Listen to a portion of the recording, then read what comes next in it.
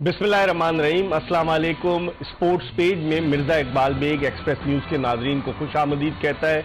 आज पाकिस्तान क्रिकेट के मद्दाहों के लिए एक बड़ा मायूस कुन दिन कि पाकिस्तानी क्रिकेट टीम जो फतह के नजदीक आकर भी शिकस्त को शिकस्त देने में कामयाब नहीं हो सकी और इंग्लैंड ने पाकिस्तान के खिलाफ मुल्तान टेस्ट 26 रन से जीतकर 3 टेस्ट मैचों पर मुश्तमिल सीरीज 2-0 से जीत ली। 1959 के बाद यानी 63 बरस के बाद ये पहला मौका है जब पाकिस्तान 3 टेस्ट मैचेस अपनी सरजमीन पर हारा है। 2 टेस्ट मैच यानी रावलपिंडी और मुल्तान, और उससे पहले एक टेस्ट मैच ऑस्ट्रेलिया के खिलाफ लाहौर टेस्ट था। तो आप अंदाजा लगा लें कि पाकिस्तान की टेस्ट टीम कहां खड़ी है, कहां जा रही है, टीम का सिलेक्शन किसने किया, कौन इसकी जिम्मेदारी कबूल करेगा। शायकीन क्रिकेट बड़े नाला है और वो बड़े दिल बर्दाश्ता है क्योंकि उन्हें बड़ी तवक्कुआत थी इस टीम से। और आप अगर होम ग्राउंड पर होम कंडीशंस में अपनी मर्जी की पिच बनाकर मैच हारते हैं तो फिर इसका दुख तो है लोगों को होगा। इस पर हम बात करेंगे और गुफ्तगू के लिए हमारे साथ मौजूद हैं पाकिस्तान के साबिक टेस्ट ओपनर, साबिक सिलेक्टर शोएब मोहम्मद, जो 3 मरतबा पाकिस्तान के सिलेक्टर रहे। पहली मरतबा आमिर सोहेल की सिलेक्शन कमेटी में, फिर अब्दुल कादिर की सिलेक्शन कमेटी में और फिर मोइन खान की सिलेक्शन कमेटी में। पाकिस्तानी टीम के फील्डिंग कोच भी रहे, असिस्टेंट मैनेजर भी रहे। न्यूजीलैंड के दौरे पर मुझे याद है बहुत सारी हैसियतों में शोएब मोहम्मद ने काम किया है। इनसे हम बात करेंगे, लेकिन इससे पहले कि हम शोएब मोहम्मद से गुफ्तगू के सिलसिले का आगाज करें, किस तरीके से जो सवाल शायकीन क्रिकेट के जहनों में है, आप भी अगर अपने सवाल कोई करना चाहें तो 021-3580-4224 पर आप हमसे कॉल करके बात कर सकते हैं। शोएब, क्या कहेंगे? आज बड़ी मायूसी हुई। बेशक ये मैच ऑलमोस्ट अचीवेबल भी था एक तरह से, लेकिन देखें ये मैच का फेजेस आए। जिस तरह पहली इनिंग के अंदर एक टोटल उनको इतनी बड़ी लीड 79 रन की पहली इनिंग में दे दी गई on a reasonably good batting track. दूसरी टीम के लड़के, एक आदमी आके सेंचुरी भी कर रहा है और दूसरे बड़े स्कोर भी करते हुए नजर आए। 79 डकेट ने भी किए, कहने के फिर 41 आके स्टोक्स ने। तो बात यह है कि अप्लाई करने की बात थी। इसके ऊपर जो सेट हो जाता है 30-40 रन टेस्ट क्रिकेट के अंदर इज नॉट एन अचीवमेंट। सही 130-40 करके दिखाए ना आप, फिर वो 30-40 करके वही T20 का माइंडसेट के जी आप ये कर लिया। और फिर जिस तरह आज जैसे नवाज आउट हुए, ये आउट होने वाला बॉल नहीं है। अगर आप बैट्समैन खेल रहे हैं, 8 बैट्समैन पाकिस्तान के पास थे। और कल ही मैंने कहा था कि 70% ये, हालांकि उस वक्त 8 विकेटें थी, लेकिन 70% मैच पाकिस्तान के हाथ से ये निकल चुका हुआ है। लेकिन शोएब, अब जिस तरीके से सऊद शकील ने बैटिंग की 94 उसने वो फंस के खेला, बाकी बैट्समैन क्या करते रहे? मोहम्मद रिजवान इनिंग्स ओपन करने आए, उन्होंने काफी गेंदें भी खेली, 30-35 रन किए। सलमान अली आगा किस बेसिस पर खेल रहे हैं? वो बॉलिंग ऑलराउंडर है या बैटिंग ऑलराउंडर? अगर बैटिंग ऑलराउंडर तो 1 ओवर उनको सिर्फ दिया गया, तो कोई फायदा नहीं है। आप मुझे बताएं, टीम 11 रुकनी टीम के इंतखाब आपकी नजर में, आप सिलेक्टर है, दुरुस्त था? देखिए, इतनी अपनी मर्जी की एक तो पिच बनाई गई और उसके अंदर उसका बिहेवियर वो था भी नहीं, बल्कि ये पिच रीजनेबली बेहतर ही होती गई, खराब नहीं होती गई, परेशानी नहीं थी। ऐसा नहीं था। अप्लाई बाज दफा तो मुश्किलात होती है, but you got to fight things out. और वो टाइम से आपको लड़ना पड़ता है। आप बड़े बड़े दुनिया के बॉलर हो, फील्ड प्लेसिंग ऐसी हो, लेकिन आप सिंगल डबल और छोड़ के भी खेलना पड़ता है, शिफ्ट ऑफ गेयर्स करना हमने पड़ता है। नहीं किया ना ऐसा। ये थोड़ी है कि अगर इंग्लैंड ने तो सारी विकेटें मार मार के दी हैं, वो तेजी में आउट ऐसा नहीं किया। ट्रॉली जिस तरह आउट हुआ उस तरह आउट नहीं हुए हमारे बैट्समैन। हमारे बैट्समैन तो बचते हुए, अपने आप को बचाते हुए और इस किस्म के शॉट खेलते हुए आउट हुए। रिजवान कैसे बोल्ड हुए आप मुझे बताएं? वो बॉल बहुत आउटस्टैंडिंग था, गेंद एयर में हल्का, बाबर गेंद को छोड़ते हुए बोल्ड हुए, वो भी अब्दुल्ला शफीक बोल्ड हुए। ये इन स्विंगर्स पे इन तीनों बैट्समैन के ऊपर they were almost unplayable sort of balls, और उसके ऊपर लक ही उनको बचा सकती थी। ओवरऑल देखिए, पिछले टेस्ट का इम्पैक्ट भी इसमें डेफिनेटली प्ले करा है। और जिस तरह पिछले मैच में आपने 340 जो कर सकते थे, प्योर बैटिंग ट्रैक, यही कहते हैं ना। दैट मीन्स दैट शोज कि they are in a class of their own. उनकी क्लास को आप माने या तो कि जी वो हमसे सुपीरियर टीम है, सही। और हमारे पास जो स्ट्रेंथ और वीकनेसेस हैं वो deficit in between the two teams ज्यादा है, बहुत ज्यादा है। लेकिन हमारी जो सिलेक्शन है टीम का, आप देखें कि हमारे पास फास्ट बॉलर्स नहीं है। अभी पैकेज में आपने देखा मोहम्मद अली और फहीम अशरफ कोई विकेट नहीं ले सके। आप उनके बॉलर ने 12 विकेटें ली। आप इसके बारे में क्या कहेंगे? ये दोनों बॉलर स्विंग बॉलिंग के लिए कंड्यूसिव पेस है। इसी के एक सर्टेन पेस के ऊपर या तो बॉल इतना रफ हो कि वो फास्ट, बहुत दुनिया के फास्ट बॉलर भी स्विंग कर लेते हैं, या फिर ये वो पेस है कि जिस तरह आकिब जावेद गेंद किया करते थे, इस तरह स्विंग होता था, मोहम्मद आसिफ वगैरह। इनका तो नहीं स्विंग हो रहा था। तो इनका ना स्विंग हो रहा, हालांकि कंडीशन मुल्तान की ठंडा मौसम, ये सारी तमाम इंग्लिश बॉलर ने भी यूटिलाइज की ना कंडीशन, देखे ना कि इतना गेंद को मूवमेंट की। तो दैट शोज कि हमारे बैट्समैनों में जो उनको बताई सिखाई गई चीजें हैं, इतने बड़े बड़े नाम भी अटैच हुए, लेकिन पीछे कोई काम नहीं हुआ, और ना उस 11 जो प्लेइंग जो भी बनाते हैं, ना उनके साथ काम हुआ हो सका। वरना इंसान एक दफा जो सीख जाता है वो भूलता नहीं। लेकिन इस मरतबा शोएब चले रावलपिंडी में तो हमने पिच को दोष दे दिया कि पिच हमारी मर्जी की नहीं बनी। बाबर आजम ने प्रेस कॉन्फ्रेंस में कहा हम टर्निंग ट्रैक चाहते थे, नहीं बना। यहां तो अपनी मर्जी की पिच बनी ना। यूसुफ आखिरी दिन छोड़कर पिंडी टेस्ट का यहाँ आए, पिच बनवा रहे थे। वो कितने बड़े एक्सपर्ट हैं पिच के। मोहम्मद वसीम भी मौजूद थे, नदीम खान भी मौजूद थे। इतने सारे दिमाग इकट्ठे हो गए और उस पिच पे क्या नतीजा निकला? देखिए, या तो इन लोगों ने कोई अचीवमेंट ग्रेट शेक्स किए हों।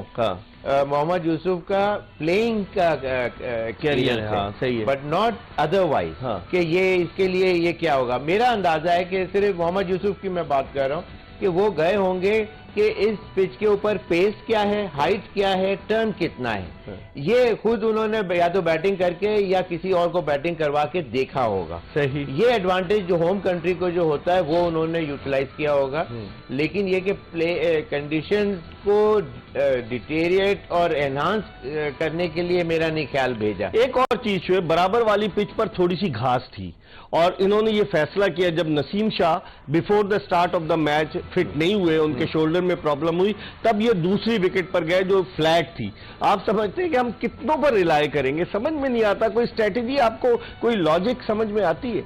लेकिन इकबाल भाई, एक नसीम शाह के ऊपर आप पूरा मैच नहीं डिपेंड वो कर सकते, जबकि वो इंजरी से वापस चलो खेल भी जाता, खेल भी गया अगर सेकंड टेस्ट मैच, तो वो एक प्लेयर फास्ट बॉलर जो कि उसकी एक रीजनेबल स्पीड है, ग्रीन टॉप के ऊपर आप अपने 10 बैट्समैनों को कुर्बान नहीं कर सकते। या तो हमारे पास कोई लीथल बॉलर्स होते, कम से कम 2। तो टैलेंट नहीं अब हमारे पास। अगर शाहीन शाह अफरीदी पे रिलाय करते, हारिस रऊफ अनफिट हो गए, नसीम शाह अनफिट हो गए, तो फिर ये एकेडमी और ये जो डोमेस्टिक सीजन, ये क्या हो रहा है फिर? ये एकेडमीज के ऊपर तो ये सारा इतने सालों से मैं कह के थक गया। कोई एक प्लेयर निकाल के दिखा दिया हो कि जिसको पहले ये स्विंग बॉलिंग नहीं आती थी, अब स्विंग आती है, पहले हुक शॉट नहीं आता था, अब हुक शॉट आता है। सारे पाकिस्तान के बैट्समैन हुक शॉट नीचे से बैट हवा में ऊपर लाते हैं। सही। अब्दुल्ला शफीक ने भी जो छक्का लगा वो भी टॉप एज था। जो मेरा कहना है, हमेशा ये हुक शॉट पाकिस्तान टीम गलत ही खेलती है। एकेडमी की बात कर रहे हैं, नेशनल हाई परफॉर्मेंस सेंटर की, वहां के director Nadeem Khan 2 test matches खेले, लेवल 3 का उन्होंने कोचिंग कोर्स किया है और पाकिस्तान क्रिकेट के सियाह सफेद के मालिक बने हुए हैं। और शोएब कह रहे हैं कि किसी ने कोई तवज्जो नहीं दी, तो क्या वो बोर्डिंग और लॉजिंग फैसिलिटी के लिए नेशनल हाई परफॉर्मेंस सेंटर, इस पर भी बात करेंगे। वक्त हो गया प्रोग्राम में एक ब्रेक का, कहीं जाएगा नहीं। स्पोर्ट्स पेज में जल्दी दोबारा आपको ज्वाइन करेंगे।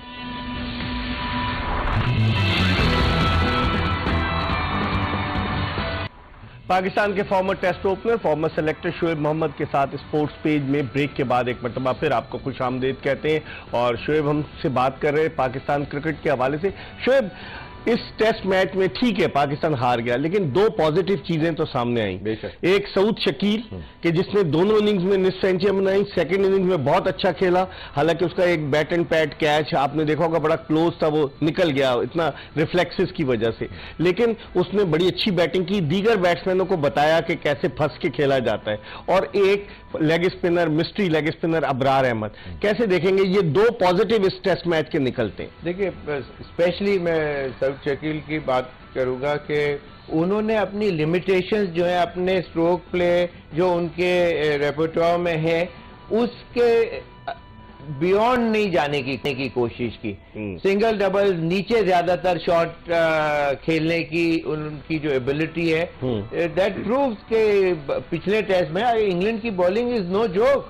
ये एक बहुत अच्छी प्रोफेशनल साइड है और उन्होंने तमाम ट्रिक्स अप द स्लीव उन्होंने ट्राई कर ली उसके ऊपर, लेकिन yet he managed to score। 5 घंटे 32 मिनट तक उसने बैटिंग की सऊद शकील ने और 213 गेंदों का सामना किया, जिससे उसके पेशेंस का अंदाजा लगाया जा सकता है कि कितना वो सब्र आजमा तरीके से खेला। He has been brought up in a reasonably good manner।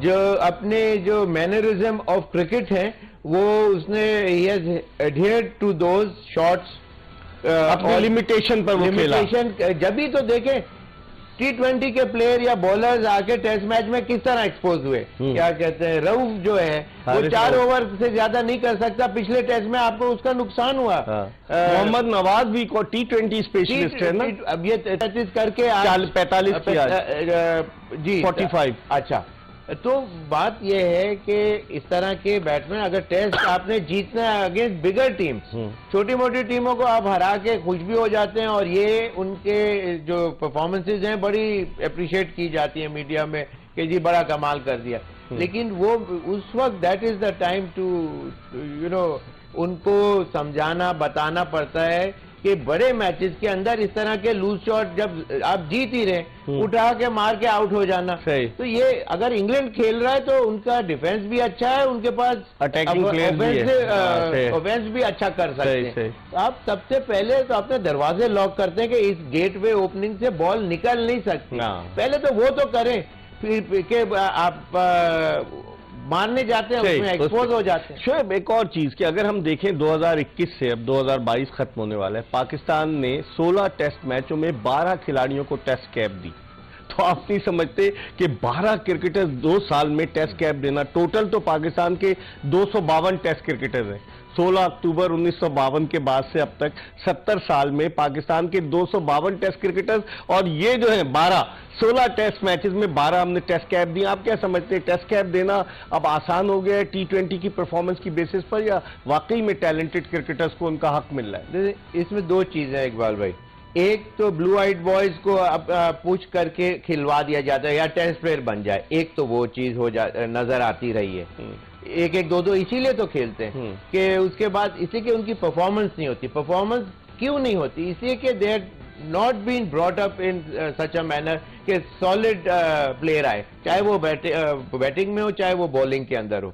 तो जब उनकी वीकनेसेस एक्सपोज होती हैं तो पता है, और फिर वो जाहिर सी बात है दुनिया के सामने जब आप उनको लाएंगे डीप एंड में थ्रो करेंगे और एक्सपोज होंगे वो तो वो वापस नहीं सिलेक्शन। आपने बड़ा अच्छा पॉइंट रेज किया। आप सऊद शकील की एग्जांपल ले लें, 50 से ज्यादा फर्स्ट क्लास मैचेस, 15 सेंचुरियां उसकी फर्स्ट क्लास क्रिकेट में, तो वो उस फेज से गुजर कर आया है। उसको इन्होंने 5 वनडे भी खिलाए 2021 में और उस फेज से गुजर कर आया है। तो बाकी प्लेयर्स के साथ ऐसा क्यों नहीं करते हम लोग?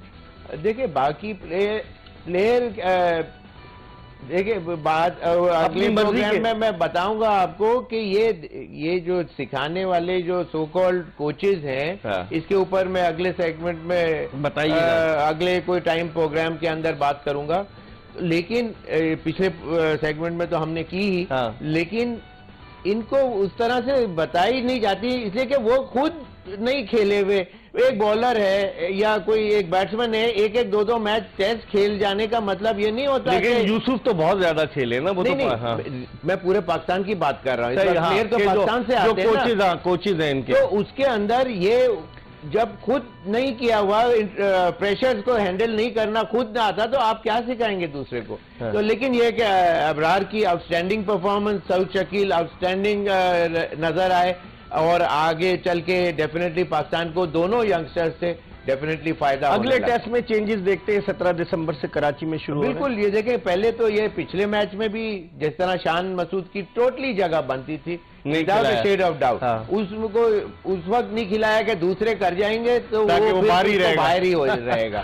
इसमें भी उन्होंने जो 8 नंबर तक अगर 8 नंबर पे सलमान अली आ गया, उससे पहले फहीम अशरफ और वो ऊपर आए मोहम्मद नवाज, तो सलमान अली आगा तो स्पेशलिस्ट बैट्समैन उसको 8वें नंबर पे भेज रहे हैं। वो वैसे शायद पहले आते लेकिन चले फहीम अशरफ आए थे ना पहले जी, कल। वो इसलिए कि लेफ्ट हैंडर दोनों अच्छा खेल रहे थे उनकी बॉलिंग को, तो अच्छा। इसलिए लेफ्ट हैंडर को सिर्फ लेकिन आप तब्दीली देखते हैं कराची टेस्ट बिल्कुल, में? मैं मोस्ट बॉलिंग में भी देखते हैं आप? बॉलिंग के अंदर मेरे ख्याल नवाज की जगह भी कोई और बॉलर नजर आ रहा है। नोमान अली कहाँ गया? उसको खिलाया था, वो जो बड़ा तजुर्बाकार था, डोमेस्टिक खेल कर आया था, पहले टेस्ट मैच में उसने बड़ी अच्छी परफॉर्मेंस दी थी साउथ अफ्रीका के खिलाफ, वो भी बाहर बैठा हुआ है। फिर हसन अली को कहते हैं कि हसन अली 21 टेस्ट मैचेस का उसको तजुर्बा, उसको नजरअंदाज किया। कम से कम वो इससे मोहम्मद अली से तो बेहतर होता हसन अली, अगर आप देखें। बिल्कुल, आपने अच्छा पॉइंट रेज किया। एक्सपेक्टेड देखिए, एक्सपीरियंस का कोई लेवल बदल नहीं होता, और बीन दैट डन दैट वाली बात है, उसको प्रेशर्स का पता है, और फिर एट द सेम टाइम दोनों तरफ गेंद स्विंग करने की साउथ अफ्रीका के खिलाफ रावलपिंडी टेस्ट में उसने 10 विकेटें ली, पाकिस्तान को फतह दिलवाने में रोल प्ले किया। बिल्कुल, जिस वक्त उसको बाहर किया, डेफिनेटली वो उसकी फॉर्म उस वक्त नहीं थी, ठीक है, इतनी, इसलिए उसको सही बाहर किया। लेकिन अब तो जरूरत थी, अब जरूरत भी थी, और जब टाइम पीरियड लैप्स बीच में कुछ महीनों का जो रहा जाता है, हाँ, आ गया, तो उसमें वो वापस आने के लिए उसने बेतहाशा मेहनत की होगी, फोकस माइंडसेट के साथ अपने आप को तैयार कर रहा होगा। तो this was the time to throw into. ठीक, अब आप क्या समझते हैं, कराची टेस्ट में भी ये टर्निंग ट्रैक बनाएंगे, तो टर्निंग पे भी फंस जाते हैं? फंस गए ना। अब फास्ट विकेटें बनाएंगे मिसाल के तौर पे, तो उनको पता है कि ये फास्ट बॉलर तो सिर्फ डेड बनाएंगे विकेट। आपको देखिए, पॉजिटिव माइंड, अगर पहले से हार का सोचेंगे तो आप बच नहीं सकते। सही। अब फाइटिंग, फिर अगर फाइटिंग पिच बनती है ना, अगर आप उस पर हार जाते हैं तो बोलेंगे, उसमें लोग इतना बुरा नहीं मानते, तो बोलेंगे यार फाइटिंग वो था। दोनों टीमों को मुश्किलात आ रही थी, गेंद जब हिलेगा तो सबको मुश्किल होती है। सही। बेशक लो स्कोर हो, 1700 रन का शॉट ना लगे जैसे पिंडी के अंदर लगा, तो लेकिन उसमें एक मजा होता है और लोग अप्रिशिएट करते हैं, and that's what it's all about. आप चेंजेस देख रहे हैं, बस आखिरी एक जुमले में बताइए। बिल्कुल, कम से कम 2 चेंजेस तो डेफिनेटली होने भी चाहिए। अब देखते हैं कि क्या होता है कराची टेस्ट में। 17 दिसंबर से हफ्ते से नेशनल स्टेडियम कराची में टेस्ट मैच शुरू हो रहा है। टिकट्स की फरोख्त जो है कल से शुरू हो रही है, देखते हैं कि क्या होता है। इस पर हम आइंदा भी आने वाले प्रोग्राम्स में बात करते रहेंगे। मिर्जा इकबाल बेग और एक्सप्रेस न्यूज की पूरी प्रोडक्शन टीम को इजाजत दीजिए। अल्लाह हाफिज।